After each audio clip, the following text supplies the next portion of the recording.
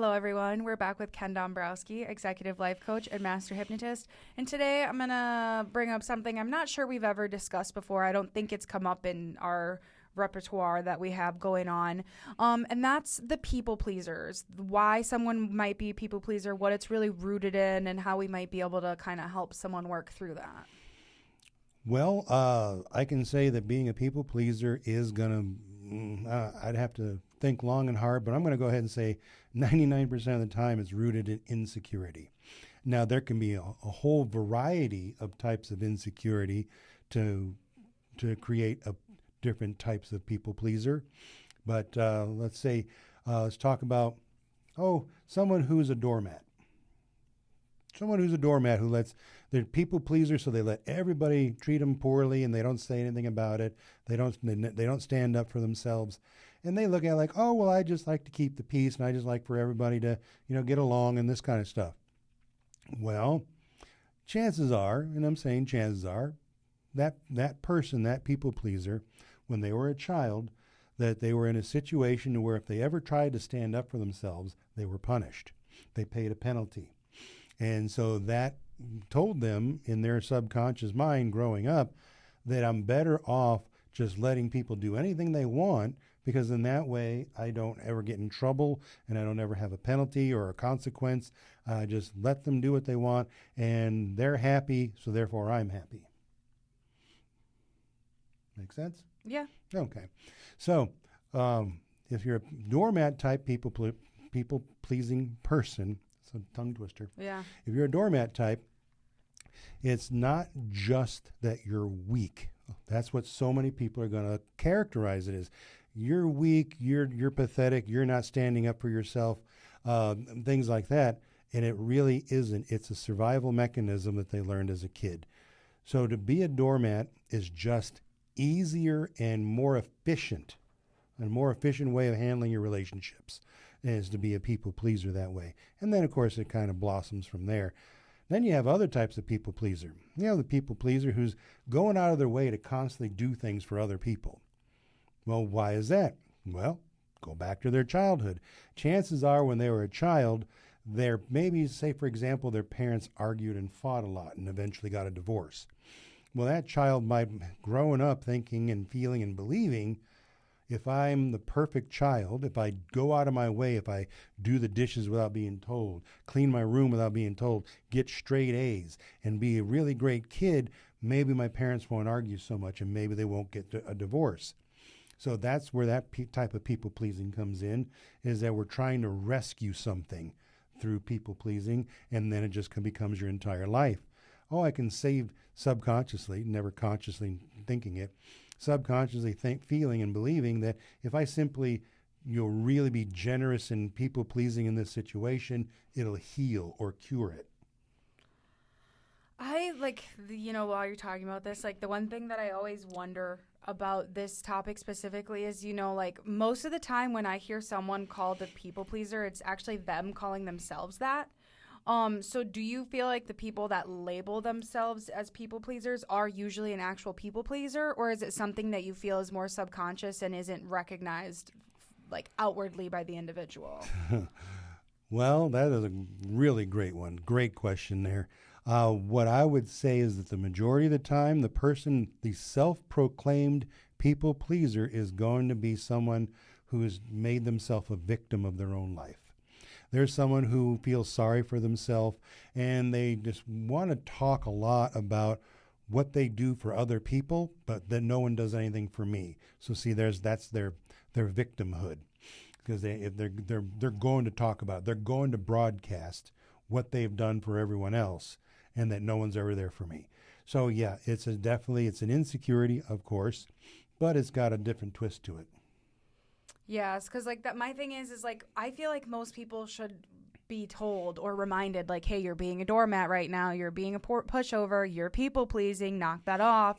But someone who walks around talking about it, I'm like, are you actually? Because you actively talking about how you're a people pleaser is someone sitting there pleasing you by listening to you. You know, that's what they're doing for you, is listening to you talk about it. Right. It's kind of how I see it, because I find that curious, because, you know, like, it is more self-proclaimed than anything, because you also, people don't want to walk around and offend you and be like, you're a people pleaser. And it's also kind of a way of trying to elevate yourself in other people's eyes. Again, insecurity clashing with pride. If I elevate myself and tell everybody about how I'm a people pleaser and I do all this stuff for other people and no one does for me, it's like I'm better than you because I do things for other people without expecting or receiving anything in return for it. I personally think life should be transactional. So I know I'm not a people pleaser, because as much as I enjoy having friends and relationships and things like that, I can't be part of something where I don't feel like something's being reciprocated. It doesn't have to be reciprocated immediately, but, you know, that's kind of the thing. Like, these people pleasers are just, the real ones are just like giving and giving and giving. And then, you know, there's not much left of them. Mm-hmm. Yeah. All great points. So for someone to be there are different types of people pleasers. Still more can be the person who is, well, I wanted to add to that last little bit. The people pleaser that's the victim, that can also start rubbing up against narcissism. Mm-hmm. The victim narcissist is going to brag about how they do for so many other people. They're always taking care of someone else, and now they want you to feel sorry for them, that no one takes care of me. So again, I'm better than everyone, narcissist. Better than everyone because I help other people, and at the same time, I can cry for myself because no one does for me. It's kind of two-way they handle it. In hopes someone does, though, right? Is that kind of the point? It can be, but it's mostly if you are dealing with someone who is a narcissist, they're really just looking for the energy they get from you. Oh, you poor thing. Oh, I can't believe you do so much for your family, and they're just so ungrateful. That's really more of what they're looking for more than anything. And if they can get some gratuity, something physical from you, you know, maybe they'll take you to lunch because they feel sorry for you. I don't know. Then that would be like a bonus on top of the bonus. Yeah. So narcissism can actually be rooted in people pleasing, or people pleasing rooted in narcissism. I'm not sure which one. I think everything's cyclical at this point. So either way. I think you're right. So then other ways of being a people pleaser are not going to be as obvious, but they're still there. Like someone who is actually can be mean and even borderline cruel, that can still be a people pleaser, but they're doing it in a completely different way because that's their personality. And so that's the person who is going to be, you know, kind of mouthy, kind of harsh, kind of obnoxious, but they will do a favor for anybody. They will do you favor they will volunteer to do you a favor. And you kind of take it reluctantly because this person's such an obnoxious jerk, but they're always there for you when you need them. So that becomes really confusing as to what kind of relationship do I actually have with this person. But again, it's going to be rooted in their insecurity that when they were a child, they probably saw their parents argue and fight. So that's how they grew up. That's their training. And then they became a people pleaser using that same situation. You're going to need to elaborate. The insecurity is rooted in what? It can be rooted in anger because they grew up in an angry or conflict, you know, type of environment where people are always arguing and fighting. So that's just their personality. And at the same time, they want to make everything better. And the only way they know how to treat people is with anger and cruelty. That person almost doesn't feel like an actually bad person, though. They're just like confusing as shit for the receiver. Yeah. Right? Because like that's just like sometimes it really is training. Like you don't know that you're not supposed to talk to people like that until someone's like, don't talk to me like that. Right. So that one's, you know, a little complicated, but like I feel like their people pleasing isn't necessarily like desperate for someone to like them. They're just kind of like a decent person with bad upbringing. Yeah. There you go. You know, someone's doing you a favor. You know, the people pleaser's doing a favor for a friend, let's say. and whatever it might be, moving some furniture or whatever. But the whole time they're doing it, they're pleasing you by doing the thing. They're happy to show up and do it, but they might complain the entire time. Right. Man, this furniture is heavier than I thought. You don't have any other friends that could have helped you? Oh, man, you're going to owe me a beer and a pizza after this. But I'm going to do it. I'm still going to do it. I'm still going to show up, and I'm still going to perform, but I'm going to punish you a little bit on it. But I'm still people-pleasing because I'm still doing the favor. But one thing is going to be done in my flavor of how I want it to go. So then that kind of like begs a new question for me. So a people pleaser isn't necessarily doing things with the intention of not receiving reciprocation all the time. It's just that they feel the need to go out of their way to please others, but they can still expect something in return. Most of them are going to expect something in return, but know that they're probably not going to get it.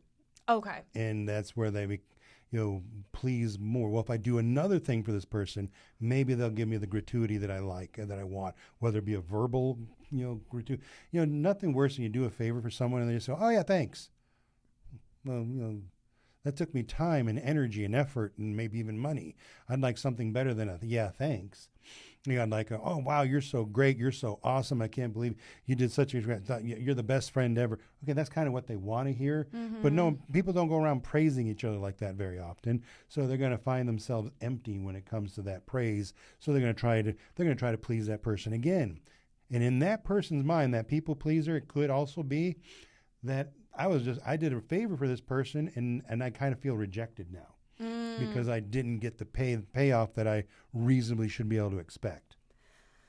This conversation actually makes me think that most people on this planet believe themselves to be a people pleaser because, as you look through things from your own lens, you kind of tend to inflate what you do for others and deflate what they do back for you. Because, we can remember every single time we did something to help somebody, but it's really hard for us to recall in that moment that we're thinking about how great we are, how much that person might have actually done back for us. Mm-hmm. So I feel like, again, cyclical, it's like just a really nasty cycle of most people would probably assume that they do so much more for others than others do for them because it's easy to identify. And like you said, people kind of, like to an extent from what you were saying, they kind of expect it. So it is just like a, yeah, thanks, or, oh, that's just Lauren. That's just Ken being Ken. Why should you have to reward it when it's just like who you are? Absolutely right. It's trying to compare apples to oranges in this situation. Mm-hmm. So again, let's take two friends. One friend is always there listening to the other friend, because that other friend has a whole bunch of problems. So they call up and they talk and text and get together over coffee or drinks. And it's largely a relationship where one person is listening to the other person complain, vent, gossip, whatever it might be. Okay, and that can go on for hundreds of hours over the course of a year. Mm-hmm. But then that other person, the person who's the complainer, they, again, like help you move a couch.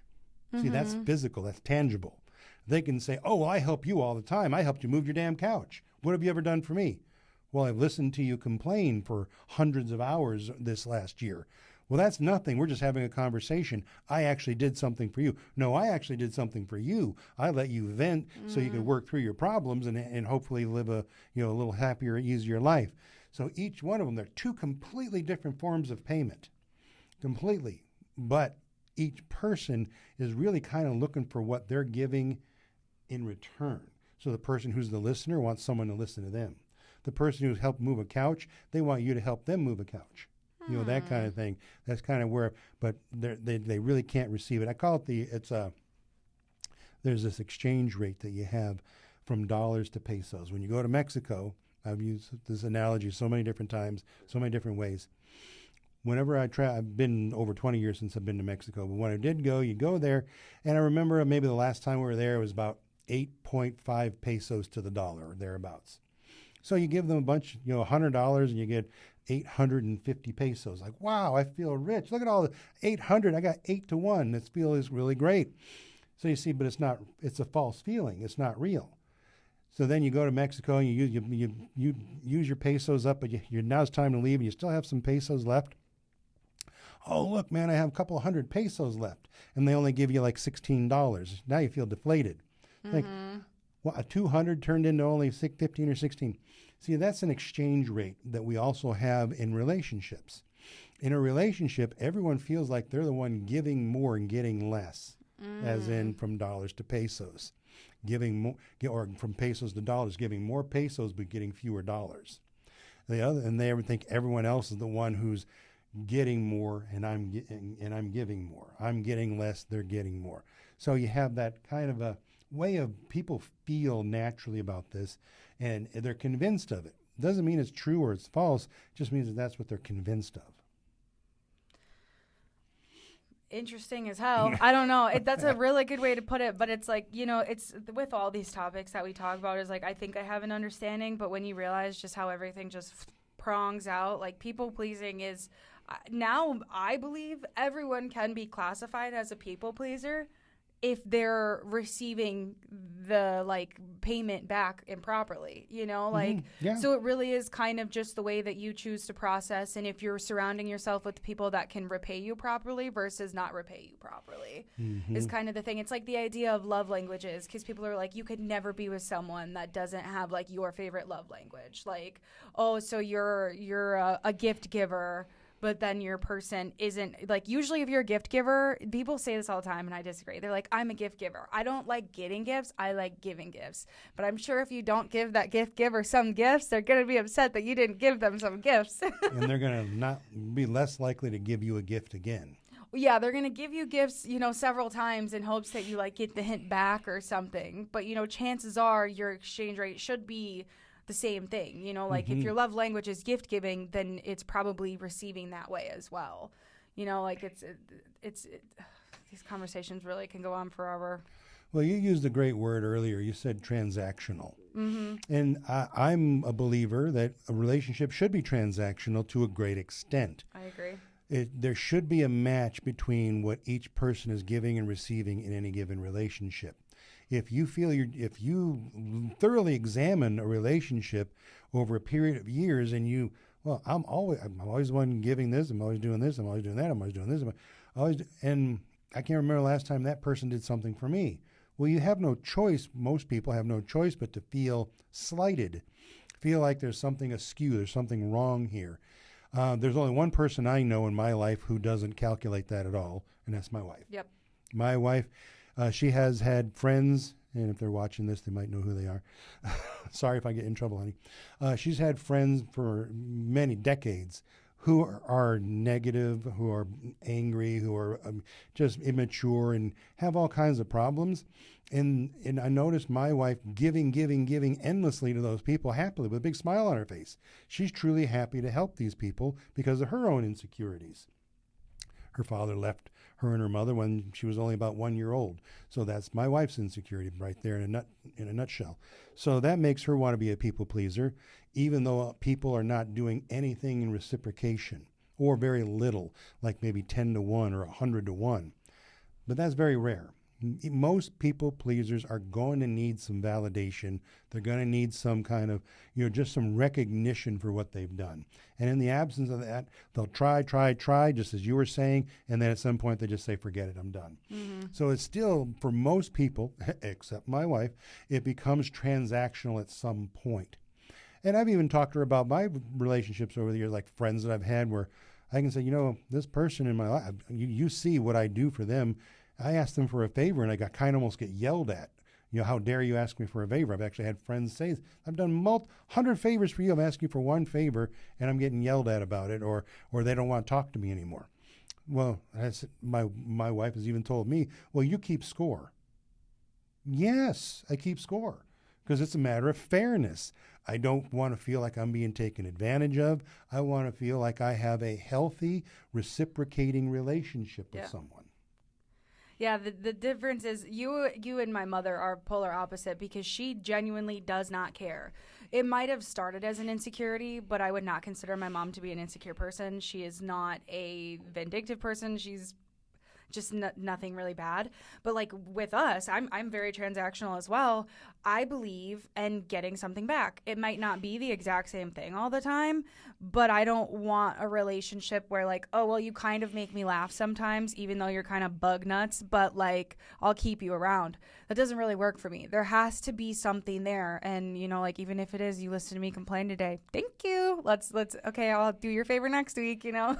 I do think there should be some kind of score, because otherwise there is really kind of that doormat effect. But I still wouldn't even consider her that. Like my mom is an anomaly. I don't know how to explain her. Yeah, she is not a doormat. She doesn't let any of it get to her. Nope. She's just like, oh, okay, well, they're in a bad mood today, no problem. And she just leaves it behind and keeps on going. Yeah, so very interesting case study as a behaviorist, because, you know, like he's very firm with his boundaries due to the things that he's been through. And she has boundaries, but she doesn't hold to them. Like, you know, you're like, she'll be like, don't talk to me like that. But then she's over it in 10 seconds. Right. Yeah, exactly. Yeah. Yeah. It's an interesting case study, because, you know, like the idea of people pleaser is usually an insult to call someone a people pleaser. But like after this video, I don't think it necessarily has to be one. I think it's the way you choose to like live with this idea of being a people pleaser. Right. Yeah. All good stuff. Good points. Good video. Yeah, super interesting, super expansive. Could probably talk about it 100 times more and still not even scratch the surface, because everything is 100% situational, transactional, whatever you want to call it. Thank you for that start of information on it. Yeah, my pleasure. If you need help figuring out if you're a people pleaser, or, you know, just identifying where you could be better, maybe give a little bit more, give a little bit less, please visit our website or give us a call today. Thanks. Bye now. Thank you. Bye now.